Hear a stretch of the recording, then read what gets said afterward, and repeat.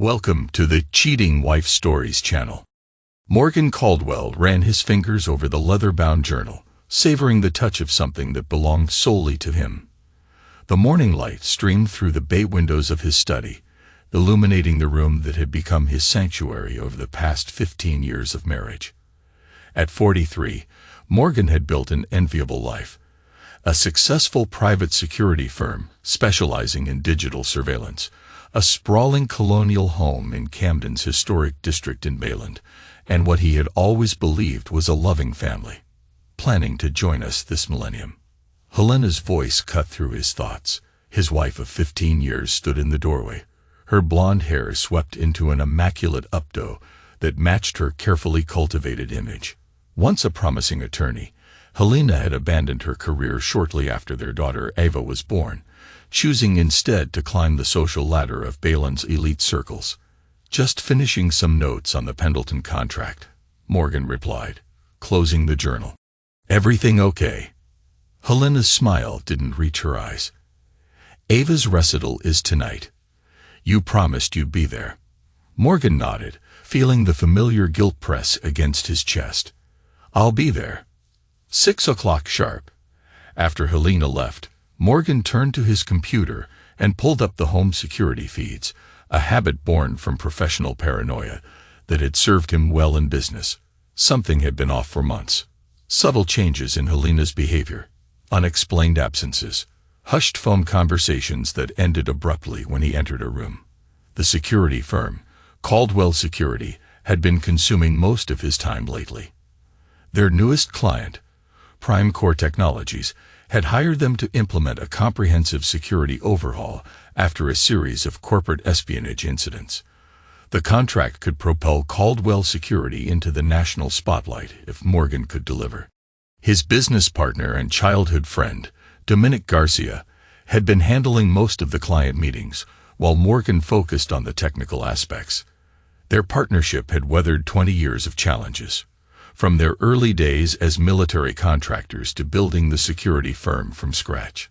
Morgan's phone buzzed with a message from Dominic. "Meeting with PrimeCore CEO moved up. Need you here in 30.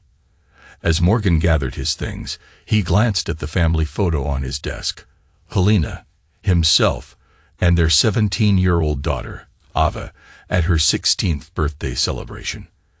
Ava had been pulling away lately, but Morgan had chalked it up to typical teenage rebellion.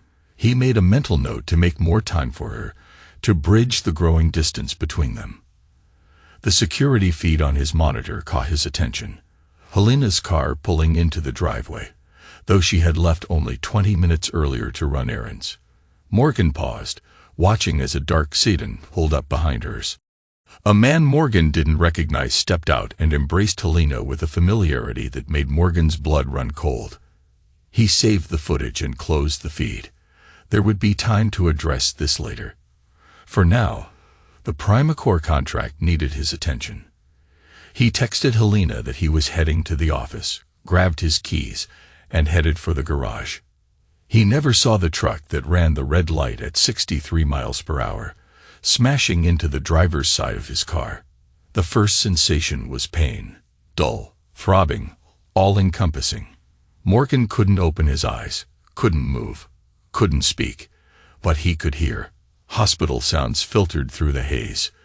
Beeping monitors, squeaking shoes on linoleum, murmured conversations. Occasionally, clearer voices broke through. Traumatic brain injury, medically induced coma, uncertain prognosis. Days or weeks might have passed. Time had no meaning in the darkness. Sometimes he felt a hand holding his, heard Dominic's deep voice providing updates on the business. Other times, he heard Ava's tearful whispers, though he couldn't make out the words. Helena's visits were less frequent, and when she did come, she rarely spoke directly to him.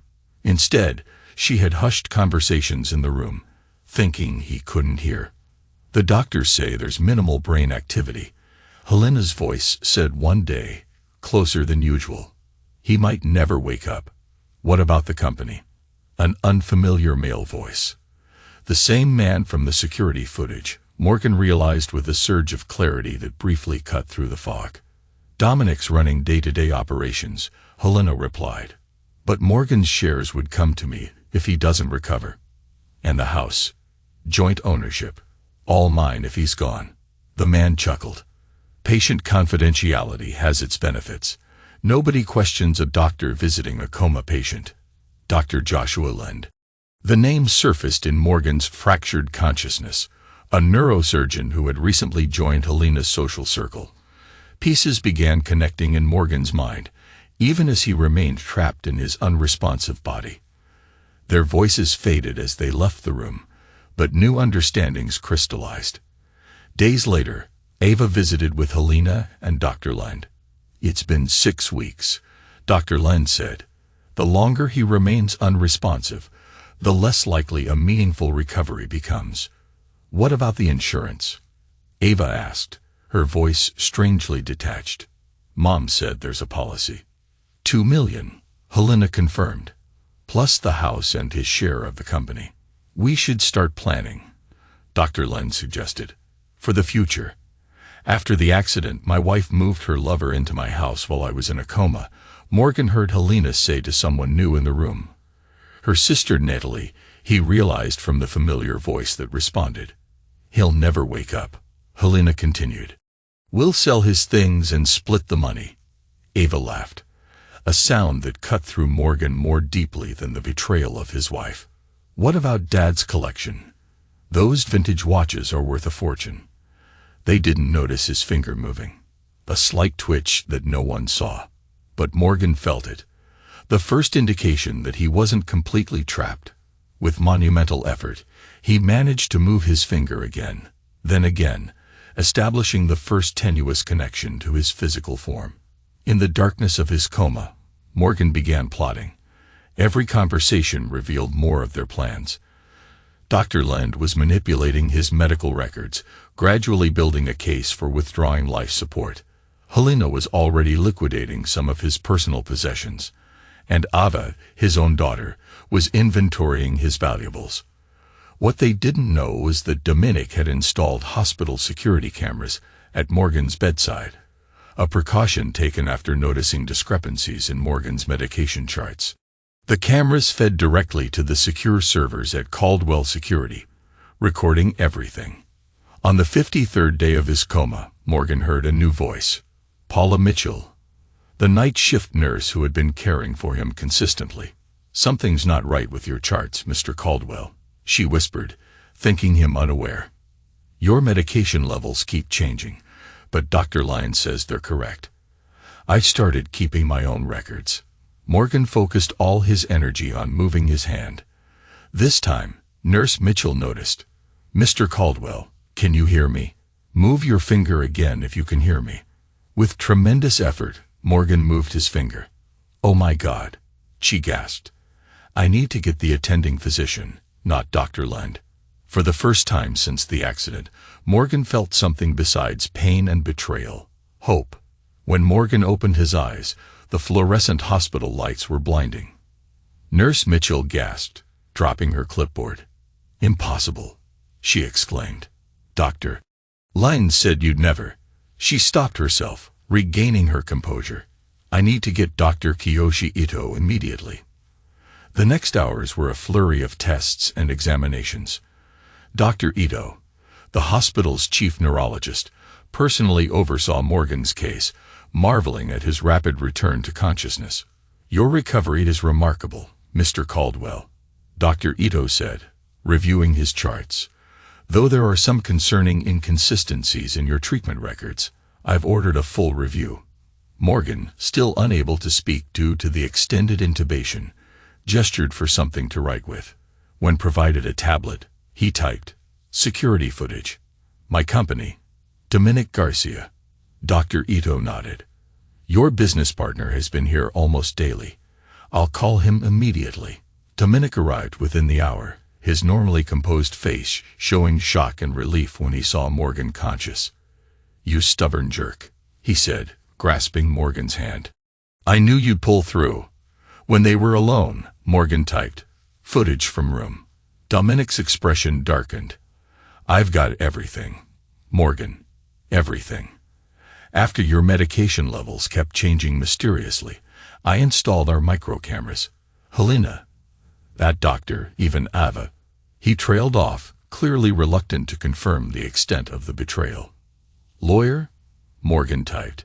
Theresa Fletcher is handling everything, Dominic answered. The footage has already been secured and authenticated. Helena doesn't know you're awake yet. Nobody does, except the medical staff. And me. Morgan nodded, his mind clearer than it had been in months. On the tablet, he outlined his requests. No visitors except approved medical personnel and Dominic. Complete media blackout regarding his condition, and all recordings to be sent to his attorney. What are you planning? Dominic asked. Morgan typed his response carefully. They thought I was gone. Let them keep thinking that, for now. Over the next 2 weeks, Morgan regained his strength with remarkable speed. Physical therapy sessions twice daily, coupled with speech therapy, gradually restored his functionality. Throughout this time, Helena, Dr. Lind, and Ava remained unaware of his recovery, believing he was still comatose, but being transferred to a specialized long-term care facility, a fiction created by Theresa Fletcher to keep them away. Meanwhile, the hospital's internal investigation into Dr. Lind's conduct was proceeding quietly, building the case of medical malpractice and potential attempted murder. Nurse Mitchell provided crucial evidence of medication tampering that corroborated the security footage. 23 days after waking, Morgan was ready to execute the first phase of his plan. With Theresa's assistance, he had gathered evidence not only of Dr. Lind's medical misconduct, but also of funds being embezzled from Morgan's accounts by Helena. The security footage is irrefutable, Theresa explained during one of their strategy sessions. Dr. Lind explicitly discusses reducing your medication to prevent recovery, while your wife details plans for your estate. It's enough for criminal charges, but you mentioned wanting to handle this differently. Morgan nodded, his voice now recovered enough for brief conversations. They don't just get arrested. They need to lose everything, just like they planned for me. Theresa, a veteran attorney who had seen enough vengeful divorces to recognize the potential for disaster, cautioned restraint. Be careful, Morgan. Revenge can consume you. This isn't revenge, Morgan responded, his voice gravelly from disuse. It's justice. On the day of his discharge, Morgan reviewed the complete security footage one final time. The most damning clip showed Dr. Lind adjusting his IV, while explaining to Helena how the reduced medication would ensure Morgan never regained consciousness. Another showed Ava photographing his prized watch collection, while discussing which pieces to sell first with her mother. Ready? Dominic asked, wheeling in a change of clothes. Morgan stood on his own, refusing the wheelchair. They'd had 2 months to enjoy my life. Now I'm taking it back, and everything they thought was theirs. The safe house Dominic had prepared was a modest cabin nestled in the White Mountains, 3 hours from Camden and off any digital grid. For a man whose business specialized in digital surveillance, Morgan now embraced the irony of needing to become invisible. Solar panels, satellite internet through 7 proxies, and no connection to your name or the company. Dominic explained as they arrived. You're officially a ghost. Morgan surveyed the rustic interior, noting the high-end security equipment discreetly integrated throughout the cabin. Perfect. How's Phase 1 progressing? Dominic opened his laptop, displaying a series of financial transactions. Theresa's court order freezing Helena's access to joint accounts went into effect this morning. She tried to withdraw cash at 2:15 p.m. and was denied, called the bank manager screaming about a mistake. And Lind. The hospital board received the evidence package yesterday. He's been suspended pending investigation but doesn't know why yet. His hospital access was revoked an hour ago. Morgan nodded with grim satisfaction. Ava? He asked quietly. Dominic hesitated. Are you sure about this part, Morgan? She's still your daughter. The daughter who laughed about selling my possessions while I lay dying. Morgan's voice remained steady, but his eyes hardened. Show me. Dominic pulled up another screen, displaying Ava's college admission portal. Her acceptance to Dartmouth has been flagged for administrative review. The financial aid package she was counting on is now pending reconsideration. Good. What about Prime Corps? The contract's secure. I've been running point as planned, telling everyone you're recovering at a private facility. The company's value has actually increased since the Prime Accord deal was announced. Morgan absorbed this information, mentally mapping the cascading effects his actions would trigger. Within days, Helena would discover that not only were the joint accounts frozen, but the insurance policy she'd been counting on had been modified 6 months earlier, a precaution Morgan had taken after first noticing her suspicious behavior. Instead of the expected payout, the beneficiary was now a trust controlled by Dominic. What about the house cameras? Are they still operational? Morgan asked. Dominic nodded, pulling up the home security feeds on his laptop. The familiar interior of Morgan's house appeared, but with subtle changes that made his jaw tighten. Dr. Len's belongings were scattered throughout, his medical journals on Morgan's desk, his clothes hanging in Morgan's closet. They moved him in completely 3 weeks after your accident, Dominic explained. Morgan watched in silence as the camera showed Helena entering the kitchen, phone pressed to her ear, gesturing angrily. Though there was no audio, her distress was evident. That would be her discovering the accounts are frozen, he noted with cold satisfaction. For the next 2 weeks, Morgan focused on rehabilitating his body while orchestrating his vengeance from afar. Each morning began with intensive physical therapy, pushing his recovering muscles to their limits. Afternoons were dedicated to reviewing evidence and refining his strategy with Theresa and Dominic. Evenings were spent monitoring the security feeds, watching as his targets' lives began unraveling. Dr. Len was the first to crack. After being suspended and learning of the hospital's investigation, he confronted Helena, their argument captured by the home security system. He accused her of carelessness. She blamed his medical arrogance, and both failed to consider that they were being watched. Iva returned from a weekend trip to find her college financial aid revoked, and her mother and Dr. Lund in a full-blown crisis. Rather than pulling together, the trio began to fracture under the pressure. On day 17 of Morgan's ghost operation, an unexpected complication arose. Helena, desperate for funds, attempted to access Morgan's home office safe, only to find it already empty. "Did you clear the safe before the accident?" Dominic asked, reviewing the footage. Morgan shook his head. There was over $60,000 in cash, plus documentation for offshore accounts. They watched as Helena frantically called Dr. Lund, who rushed home from a meeting with his attorney.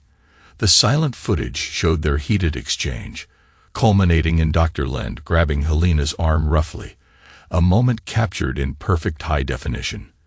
"They're turning on each other," Morgan observed. "But someone else has my safe contents." The mystery was solved the next day when a new feed showed Ava entering the master bedroom suite, retrieving a duffel bag hidden in the ventilation system, and quickly leaving the house with it. She took it before they could, Morgan realized. She's playing her own angle. This unexpected development required adjustment to his plans. Morgan had anticipated unified opposition. Instead, he was watching their alliance dissolve into individual survival strategies. "Should we recover the bag?" Dominic asked. Morgan considered this, then shook his head. "No. Let's see where she goes with it. Track her, but don't intervene yet." The following day brought another unexpected turn when Theresa Fletcher arrived at the cabin with troubling news. "Helena's hired Philip Penn," she announced without preamble. The name sent a chill through Morgan. Penn was a ruthless attorney known for scorched-earth divorce proceedings and questionable ethics. "He's filed an emergency petition claiming you've been kidnapped by Dominic, who he alleges is attempting a hostile takeover of your company. They're requesting an emergency conservatorship for Helena to protect your interests while you're incapacitated." Morgan processed this information, recognizing the dangerous escalation. "They're getting desperate. Worse," Theresa continued. "They've somehow convinced Judge Eckhart to hear the petition. He's an old golf buddy of Lynn's father. The hearing is scheduled for next week." Then it's time for phase 2, Morgan decided. Ahead of schedule, but necessary. Dominic looked concerned. You sure? You're still recovering. I'm recovered enough, Morgan replied, standing to his full height without any trace of weakness. Contact Patricia Banks at the FBI. Tell her I'm ready to make my statement about Dr. Joshua Len's attempted murder and medical fraud. The Camden Register's headlines screamed across the front page. Miracle, RECOVERI, local BUVISISM, and AWAKEs, from Coma, ALEGEs, MURDER, Pilot. Below it, a photo of Morgan showed him leaving the FBI field office in Harrington, looking thinner but unmistakably alive and determined. In the safe house, Morgan watched the security feed as Helena discovered the newspaper on their doorstep. Her face drained of color as she staggered back inside, frantically calling Dr. Len. Within hours, news vans had surrounded the Caldwell residence, while FBI agents executed a search warrant at Dr. Len's private practice. Philip Penn is requesting an emergency meeting with the judge to withdraw their petition, Theresa reported over the secure line. They're in full panic mode. Good, Morgan replied. What's Ava's status? Still at her friend Brooke's house. She's been there since taking the contents of your safe. The FBI wants to question her as an accomplice. Morgan frowned. Despite everything, seeing his daughter in handcuffs wasn't part of his vision. Tell Agent Banks I want to speak with Ava first. Arrange it at the field office tomorrow. The reunion with his daughter was nothing like Morgan had imagined during his darkest days in the coma. Seated across from him in a sterile FBI interview room, Ava looked simultaneously defiant and terrified, her eyes darting between Morgan and the mirrored observation window. You're supposed to be brain dead, she finally said, breaking the silence. Disappointed? Morgan asked, his voice neutral. Ava's face flushed. You don't understand anything. I understand you were cataloging my possessions while I was fighting for my life. I understand you laughed about selling my things. What don't I understand, Ava? That I was protecting you. She burst out. Mom and Doctor lied. They were talking about disconnecting you, about letting you go with dignity. But I saw Dr. Len changing your medications when he thought nobody was watching. Morgan studied his daughter, searching for deception. That doesn't explain the safe. I took it because I overheard them planning to empty your accounts. Ava said, her voice quieter now. I didn't know what to do, so I secured what I could. Everything's still there. I can show you. Morgan remained impassive, and laughing about selling my watches. Ava looked down. I was playing along, trying to seem like I was on their side while I figured out what to do. I started recording their conversations after I noticed Dr. Len tampering with your IV. She reached into her pocket and slid a flash drive across the table. It's all here. I was going to take it to the police, but I was afraid Mom would talk her way out of it. She always does. Morgan took the drive without comment, uncertain whether to believe her explanation. Years of security work had taught him that the simplest explanation was usually correct, and the simplest explanation was that his entire family had betrayed him. I'll have this analyzed, he said finally. If what you're saying is true, the FBI will want your cooperation as a witness. Ava's eyes filled with tears. Dad, I know how this looks, but I swear I was trying to protect you. I just didn't know how. Morgan stood to leave, his expression unreadable. We'll see what the evidence shows. Back at the safe house, Morgan handed the flash drive to Dominic. Check this against our footage. See if her story holds up. While Dominic worked, Morgan reviewed the latest developments. Dr. Lind had been formally charged with attempted murder, evidence tampering, and insurance fraud. His medical license was suspended, and he was being held without bail. Helena had hired a second attorney specializing in criminal defense, clearly preparing for her own indictment.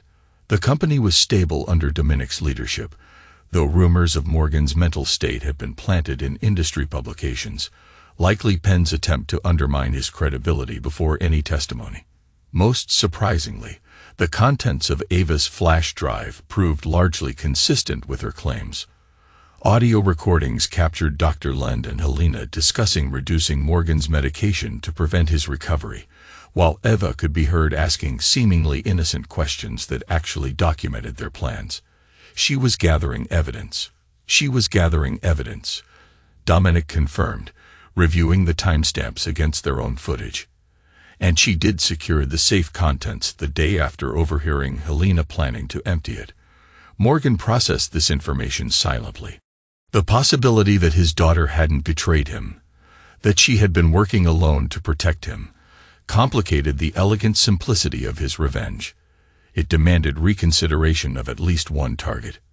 I want to meet with her again, he decided. But first, let's proceed with Phase 3 for Helena and Lend.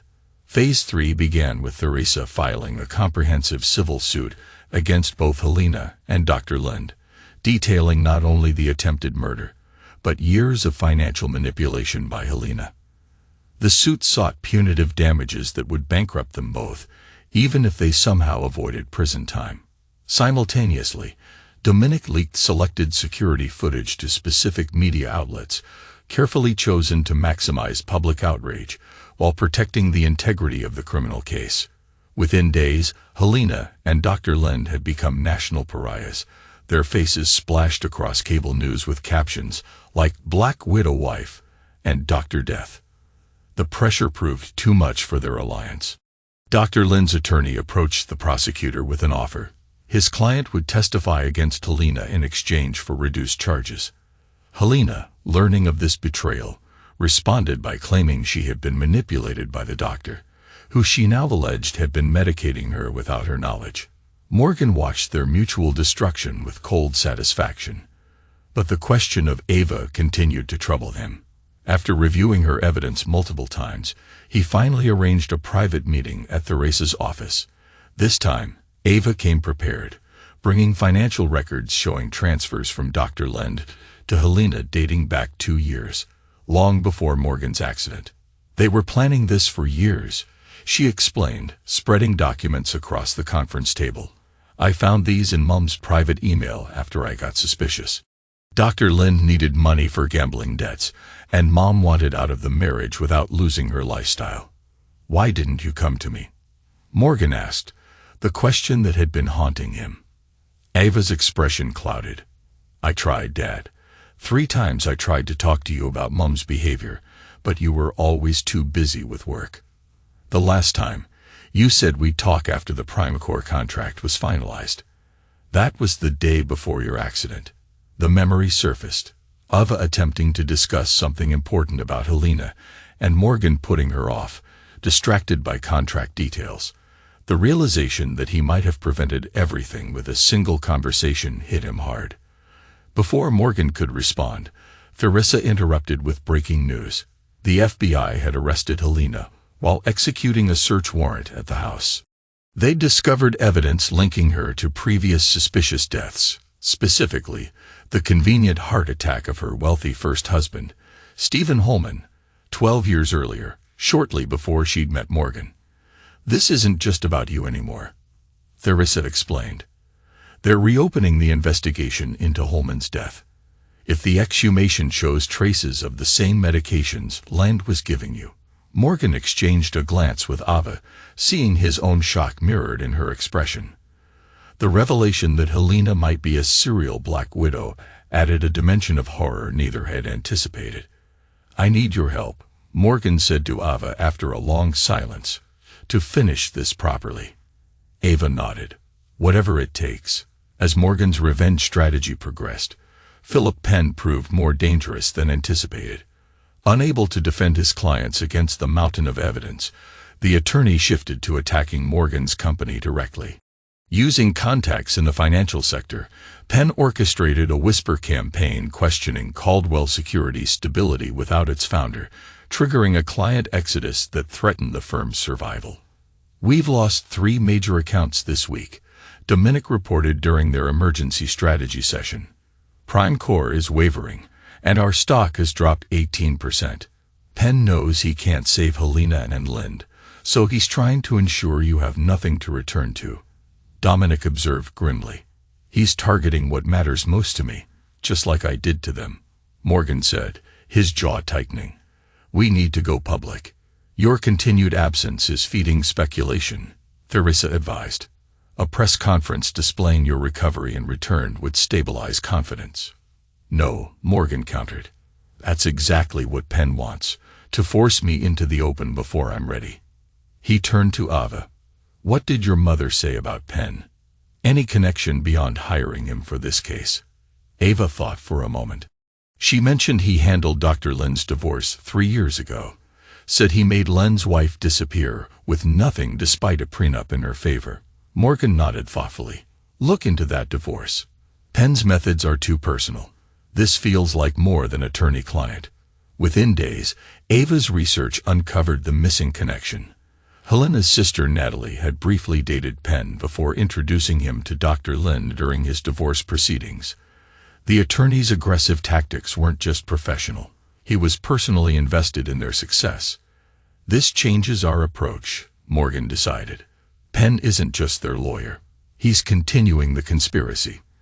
The situation deteriorated further when Primecor's CEO, Gavin Price, requested an urgent meeting with Dominic, making it clear that without Morgan's direct involvement, they would terminate their contract, a blow that would likely send Caldwell Security into a financial tailspin. Forced into a corner, Morgan adjusted his strategy. Set up the meeting with Primecor, he instructed Dominic, but not at their offices. Neutral ground, somewhere we control. The meeting was arranged at an exclusive club in Harrington's financial district, where privacy was guaranteed and security was managed by former military personnel whom Morgan had previously contracted. Gavin Price, Primecor's silver-haired CEO, couldn't hide his shock when Morgan entered the private dining room instead of Dominic. Caldwell. The reports said you were still recovering at a specialized facility. Some reports are more accurate than others, Morgan replied, taking the seat. I understand you have concerns about our contract. Price studied him carefully. Concerns? Your company is hemorrhaging clients while you're supposedly incapacitated. Your wife is charged with attempting to murder you. Your doctor is making deals with prosecutors, and your stock has lost nearly a third of its value. Concerns seems inadequate. Morgan maintained eye contact. All true. Also true. Not one security breach has occurred on any system we've implemented. Not one client has experienced data loss under our protection. Our technical team remains intact, and our operational capabilities are uncompromised. Leadership matters, Caldwell. Stability matters. Indeed, that's why I'm here personally, despite my ongoing recovery, to assure you that Caldwell Security remains the industry leader in digital protection. More importantly, I'm offering something no competitor can. My personal guarantee that Primecor systems will remain impenetrable, backed by a performance bond of $10 million. Price's eyebrows shot up. That's twice our contract value. Because I'm that confident, Morgan stated, and because I understand that perception sometimes outweighs reality in business. The reality is that my company is sound. The perception has been manipulated by individuals with personal vendettas. After 2 hours of detailed technical discussion that demonstrated Morgan's complete command of the security systems, Price agreed to maintain the contract, with the added performance bond. It wasn't a complete victory, but it stopped the bleeding. The reprieve was short-lived. That evening, breaking news reported that Dr. Lend had attempted suicide in custody after learning that the FBI had found evidence linking him not only to Morgan's case, but to 3 other suspicious patient deaths. His condition was critical. This complicates things, Theresa observed during their late-night conference call. If Lynn dies, Helena's defense team will claim he was the mastermind, and she was another victim. His testimony against her dies with him. Not necessarily, Ava interjected. The flash drive I gave Dad includes recordings of Mom directing Dr. Lynn's actions. In one, she specifically tells him which medications to adjust to ensure Dad never recovers consciousness. Morgan nodded. Get that to the prosecutor immediately. And Dominic, I need you to accelerate the board meeting. We can't wait any longer to formally reclaim control of the company. The emergency board meeting began with tension thick in the air. 8 board members, longtime investors and industry leaders, sat around the conference table, their expressions reflecting the company's precarious position. Morgan entered last, accompanied by Dominic, Theresa, and Ava. Philip Penn was already present, seated beside Richard Hines, the board's most conservative member. "This is a closed meeting," Penn objected immediately. "Family members aren't permitted." "Ava Caldwell is here as a material witness," Theresa countered. "Given that this meeting includes discussion of criminal activities affecting company interests, her presence is not only appropriate but necessary." Before Penn could respond, Morgan addressed the board directly. "Ladies and gentlemen, I understand your concerns about the company's stability. You've been told that I'm incapacitated, that the criminal charges against my wife could implicate company resources, and that client confidence is irreparably damaged. Mr. Penn has been particularly energetic in spreading these narratives. I represent several concerned shareholders," Penn interjected smoothly. "They have legitimate questions about Mr. Caldwell's capacity to leave after his traumatic injury." Morgan nodded. "Understandable. Let me address those concerns directly." He turned to the large screen at the end of the room. "Dominic, please display Exhibit A." The screen filled with security footage showing Penn and Morgan's home office, consulting with Helena and Dr. Lend, dated 3 days before the board began receiving anonymous reports about the company's stability. Exhibit B. Morgan continued as the screen changed to display financial transactions from an offshore account, linked to Penn into the trading accounts of several financial bloggers who had published negative analyses of Caldwell security. Exhibit C. Now the screen showed emails between Penn and Helena dating back 18 months, discussing various scenarios for removing Morgan from the company. The board members sat in stunned silence as Morgan methodically presented evidence showing not only Penn's complicity in the attempt on his life, but his orchestration of the subsequent attack on the company. "Mr. Penn isn't representing concerned shareholders," Morgan concluded. "He's continuing the conspiracy that began with attempting to murder me and has evolved into attempting to destroy what I built. The question isn't my capacity to lead. It's whether you'll allow criminals to manipulate this board into finishing what they started." Penn stood abruptly. "These are fabricated allegations. You can't possibly." "I can, and have," Morgan interrupted. "The FBI has received copies of everything I've shown you today, along with sworn testimony from my daughter about conversations she witnessed. Agents are currently waiting outside this building to speak with you, Mr. Penn." As if on cue, the boardroom door opened, revealing 2 FBI agents in dark suits. Penn's face drained of color as he realized the trap he'd walked into. "This meeting is adjourned," Morgan announced calmly. "We'll reconvene tomorrow to discuss the company's path forward, without the criminal conspirators who've been undermining it." As the agents escorted Penn from the room, board members approached Morgan with expressions ranging from shock to admiration. The immediate crisis had been averted, but Morgan knew the company wasn't safe yet. Penn had done significant damage to client relationships and public perception, damage that would take time and strategy to repair.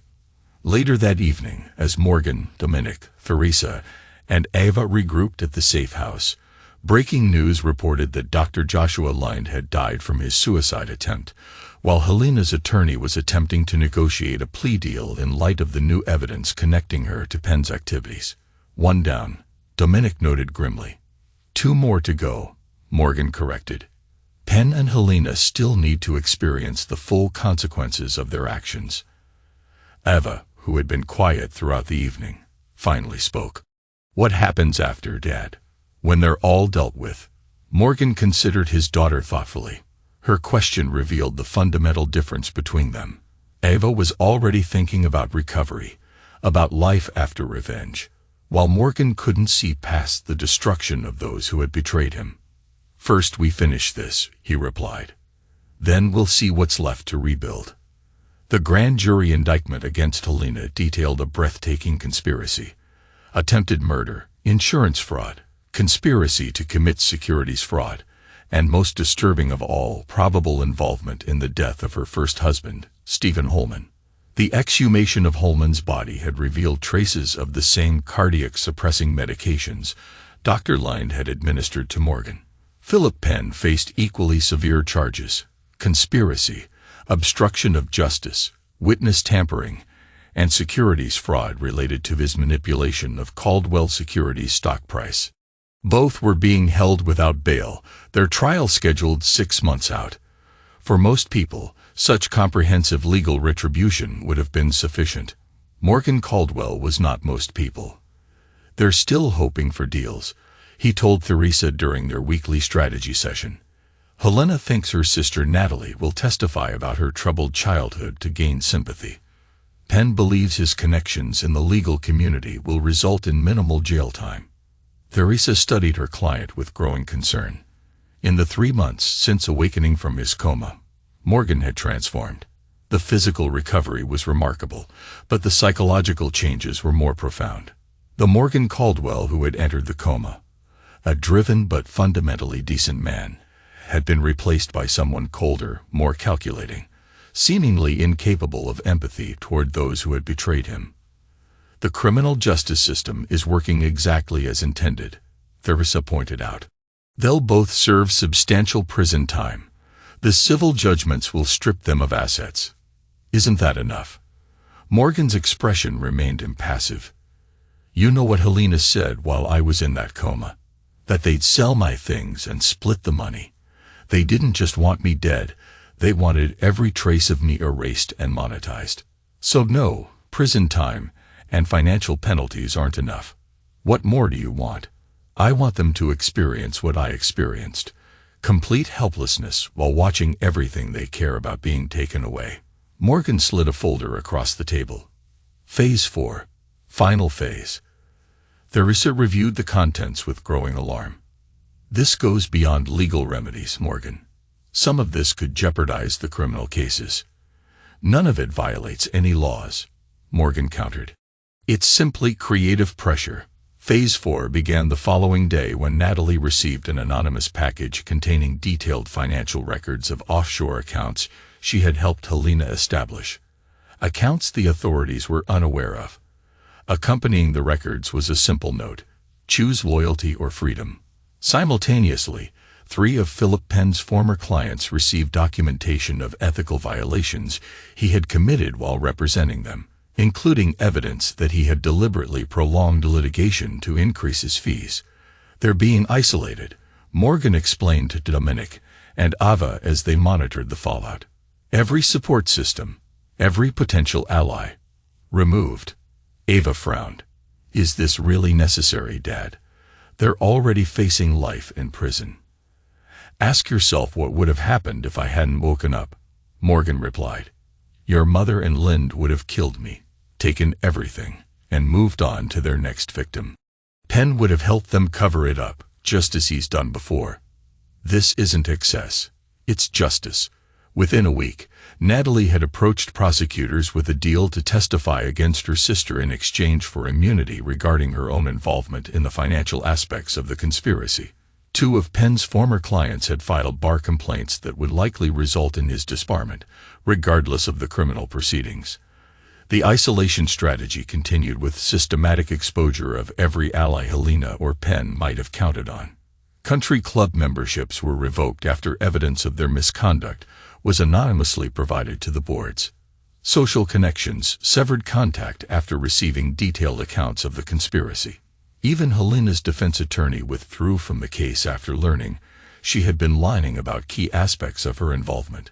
"They're cornered," Dominic observed 3 weeks into Phase 4. "Helena's requested 3 different new attorneys, all of whom have declined after receiving our information packet. Penn is representing himself after no firm will take his case." Morgan nodded with satisfaction.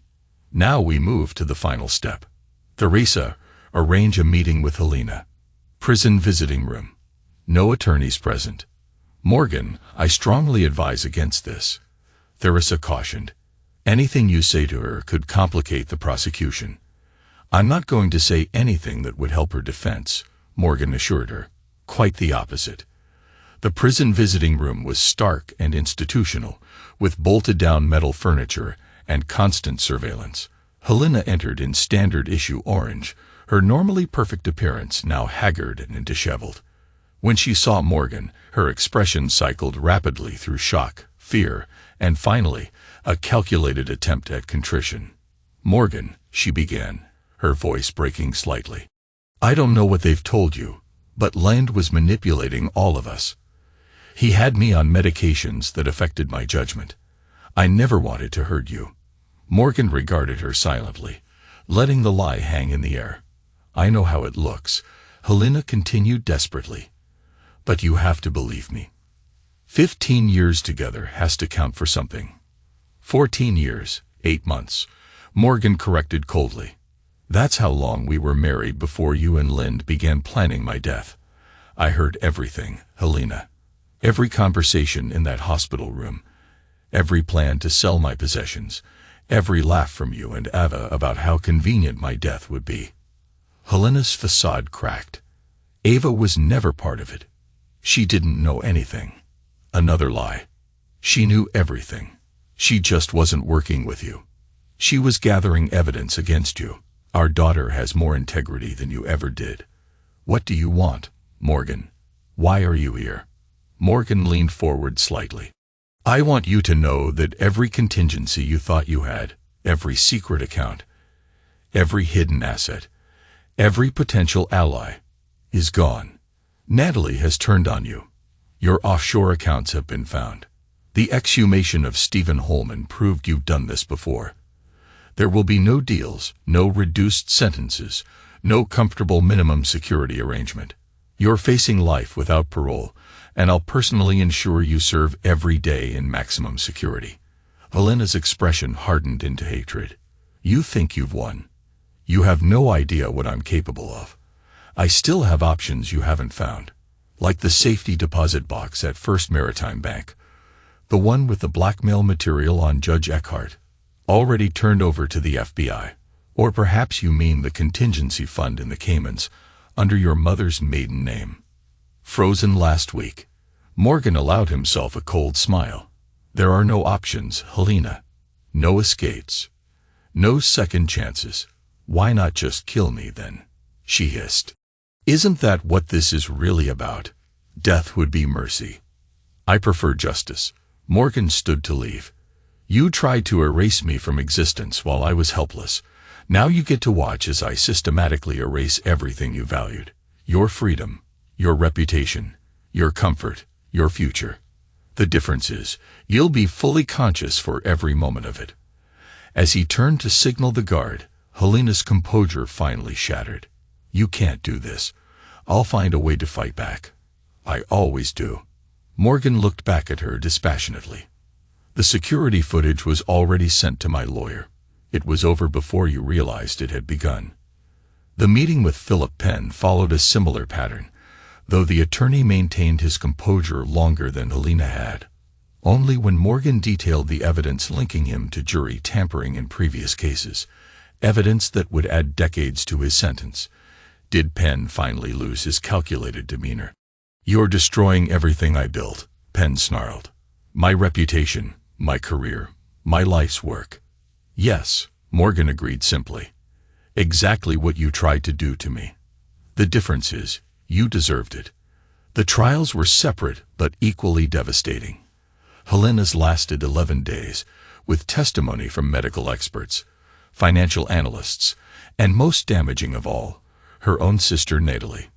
The jury deliberated for just 4 hours before returning guilty verdicts on all counts, including first-degree murder for the death of Stephen Holman. The judge sentenced her to life without possibility of parole. Philip Penn fared no better, receiving 28 years for his role in the conspiracy, with additional disbarment proceedings pending. His closing statement, a rambling self-justification that attacked Morgan's character rather than addressing the evidence, only served to alienate the jury further.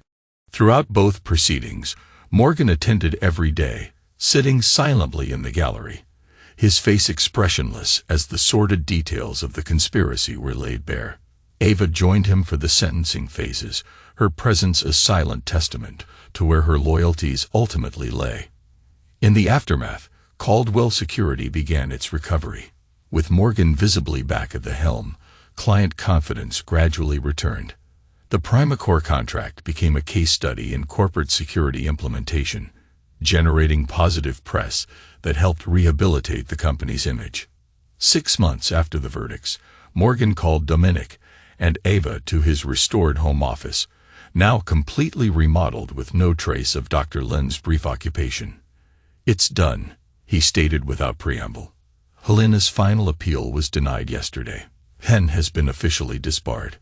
There are no loose ends." Dominic nodded with satisfaction, but Ava studied her father with concern. "What now, Dad? You've spent the last year focused entirely on bringing them down. Is it really over?" "The vengeance part is over," Morgan confirmed.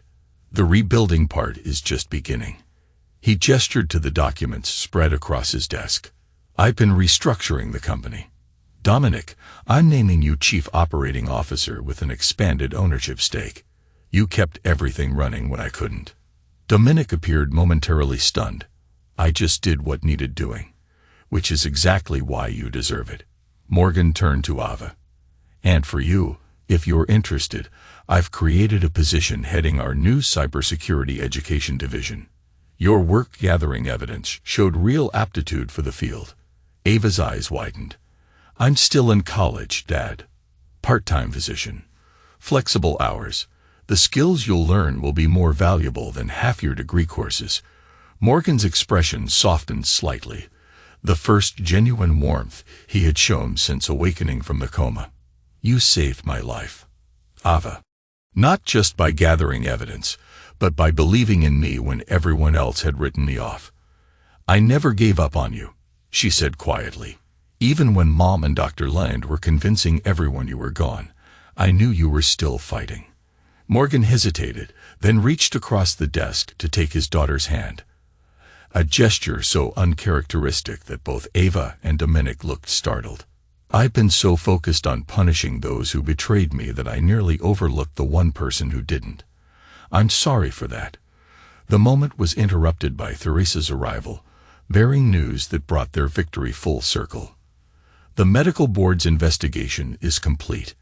Every patient case Dr. Land handled is being reviewed, and they've already identified 2 other suspicious deaths with similar patterns. You've not only gotten justice for yourself, Morgan, you've potentially saved future victims." That evening, alone in his study, Morgan reviewed the security feeds one final time, not of his home, but of the prison where Helena was serving her sentence. The specially arranged camera showed her in her cell, an 8x10 concrete box with nothing but a metal bed and basic toilet. She sat motionless on the edge of the bed, staring at the wall, all her former vibrancy and confidence erased.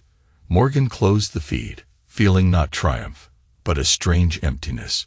The all-consuming fire of revenge that had driven his recovery, that had pushed him through grueling physical therapy and complex legal maneuvers, had finally burned itself out, leaving behind what?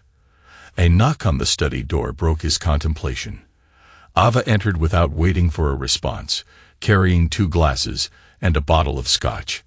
"I thought you might need this," she said, pouring them each a measure. "First night without a mission in over a year." Morgan accepted the glass with a nod of acknowledgement. Revenge is purpose-driven. Once achieved, it leaves a void. "So find a new purpose," Ava suggested, settling into the chair opposite him. "One that builds instead of destroys." Morgan studied his daughter thoughtfully. "When did you get so wise? Watching someone you love nearly die changes your perspective." She raised her glass. "To second chances, and making them count." Morgan touched his glass to hers, considering her words. The revenge that had consumed him was complete, its fires banked to embers. The question now was what would rise from those ashes. 1 year to the day after Morgan Caldwell awoke from his coma, Caldwell Security hosted a gala celebrating the launch of its new Awakening initiative. a foundation dedicated to supporting victims of medical malpractice and domestic conspiracy. The irony of the name was not lost on the attendees, many of whom knew the dramatic story behind its creation. The company had not only recovered but thrived under the joint leadership of Morgan and Dominic. The Primacore contract had expanded into a comprehensive security partnership, while the publicity surrounding the conspiracy and trials had paradoxically enhanced Caldwell Securities' reputation for thoroughness and vigilance. In his first public speech since the verdicts, Morgan addressed the gathered crowd with characteristic directness. "A year ago, I was presumed gone, brain dead, with no hope of recovery. People I trusted were dividing my possessions, planning their futures using my resources, and actively ensuring I would never wake up. Today, those individuals are serving life sentences, while I stand before you completely recovered." He paused, surveying the attentive faces. "The conventional wisdom would suggest I should speak about forgiveness, about moving on, about the healing power of letting go. That would be dishonest. I did not forgive those who betrayed me.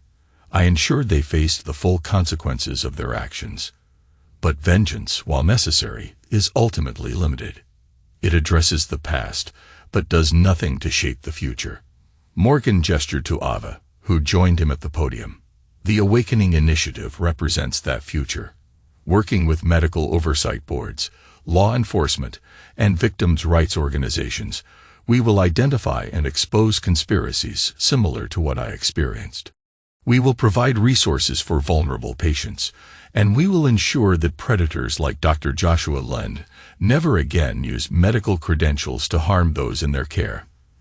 The announcement generated enthusiastic applause, particularly from several former patients of Dr. Lend who had been specially invited after the review of his cases revealed suspicious patterns in their treatment. Later, as the evening wound down, Theresa Fletcher approached Morgan with uncharacteristic hesitancy. "Congratulations on the foundation," she began. "It's a remarkable transformation from where we were a year ago." Morgan nodded acknowledgement. "Justice first, then progress. Neither is possible without the other." "Speaking of justice," Theresa continued, "I received an unusual request today. Helena is seeking a meeting with you." Morgan's expression hardened. "For what purpose?" "She claims to have information about other conspiracies involving medical professionals and family members. Says she learned about them from Dr. Lind before his death. She's offering the information in exchange for your support in getting her transferred to a medium security facility." "Manipulation to the end," Morgan observed coldly. "Decline the meeting. If she has legitimate information, she can provide it to the authorities without conditions." Theresa studied him. "The Morgan Caldwell I knew before the accident might have at least heard her out, considered the possibility of helping other victims. The Morgan Caldwell before the accident nearly died because he gave people the benefit of the doubt," he replied firmly.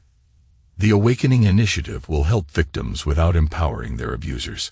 Helena remains exactly where she belongs." Later that night, after the gala had concluded and the guests had departed, Morgan returned to his office to find Ava waiting for him, reviewing the Foundation's initial case files.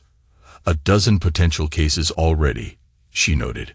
"And those are just the ones with clear evidence patterns." Morgan settled into his chair, loosening his tie. "We'll investigate each one thoroughly. No presumptions either way." Ava hesitated, then broached the subject clearly on her mind. "Theresa told me about Mom's request. I think you made the right call rejecting it." "But," Morgan prompted, "but what?" "But I wonder if this, all of this, has changed you too much," Ava admitted. "You got justice. You rebuilt the company. You even created something positive from the experience. But sometimes you seem hollowed out, like the fire that kept you going during recovery burned away something essential."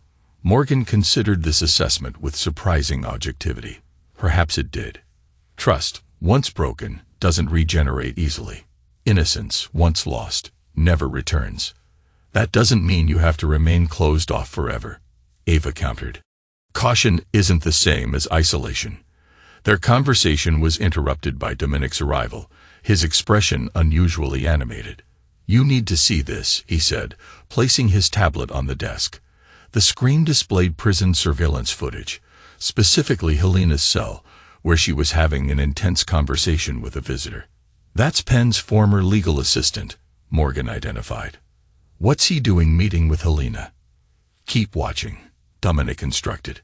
The silent footage showed the assistant slipping Helena a small package, which she quickly concealed in her bedding.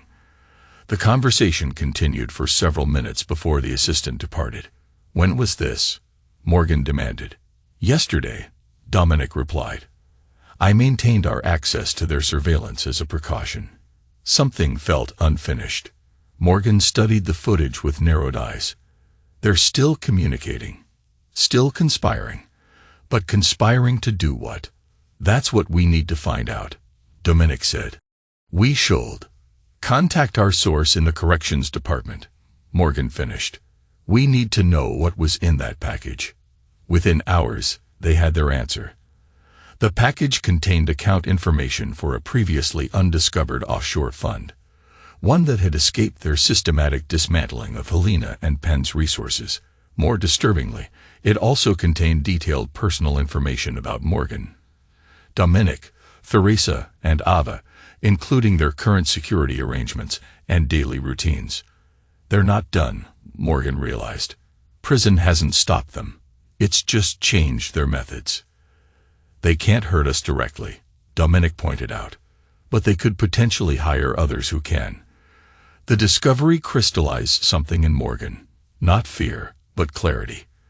The vengeance he had pursued so relentlessly had addressed the specific betrayal he had suffered, but it hadn't eliminated the underlying threat. Helena and Penn, even from prison, remained dangerous not because of what they had done, but because of what they were still willing to do. "We end this permanently." Morgan's voice was quiet but resolute. "Secure the offshore funds, identify and neutralize any potential hired assets, and ensure they both understand, with absolute certainty, that any further action against any of us will have consequences far worse than what they've already experienced. I spent 8 weeks in darkness, hearing them plot my destruction. I won't spend the rest of my life looking over my shoulder." "Dad, what are you suggesting?" Ava asked, alarmed. "Nothing illegal," Morgan assured her. "But they need to understand that prison walls won't protect them from the consequences of continued threats. They tried to erase me, and I refuse to live in fear." The next day, Helena and Philip Penn each received visitors, not Morgan or his allies, but rather individuals from their past whose silence had been purchased years earlier. Former victims, witnesses whose testimony had been suppressed, people whose lives had been damaged by their machinations. Each visitor delivered the same message. Any further action against the Caldwell family or their associates would result in new evidence coming to light, evidence that would extend their sentences and eliminate any possibility of future parole. Simultaneously, the offshore funds were located and frozen. The legal assistant who had delivered the package was arrested for smuggling contraband into a federal facility, and every individual identified in their planned retaliation was neutralized, some through legal pressure, others through financial incentives to stay away. 3 days later, Helena sent a message through proper prison channels, a formal withdrawal of her request to meet with Morgan, along with a signed statement renouncing any further legal appeals of her sentence. "Checkmate," Dominic observed as they reviewed her statement. "She finally understands it's truly over." Morgan nodded, but his expression remained guarded. "For now. People like Helena and Penn don't change their nature. They just adapt their methods. So we remain vigilant," Ava concluded, "but we also move forward." Later that week, Morgan stood alone on the balcony of his home, watching the sunset over Camden Harbor. The company was secure. The foundation was launched. His enemies were contained. By any reasonable measure, his mission was complete. Yet Ava's words about him being hollowed out lingered uncomfortably. The man who had entered that coma a year ago, trusting, distracted by work, but fundamentally decent, had been replaced by someone harder, colder, perpetually vigilant. Was that transformation necessary for survival, or had he allowed the betrayal to fundamentally alter who he was? His phone buzzed with a message from the Awakening Initiative's secure line. Another potential case identified. Another family possibly conspiring against a vulnerable patient. Without hesitation, Morgan began reviewing the details, his focus absolute.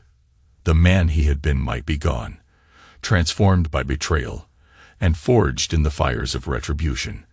But the man he had become served a purpose that extended beyond personal vengeance.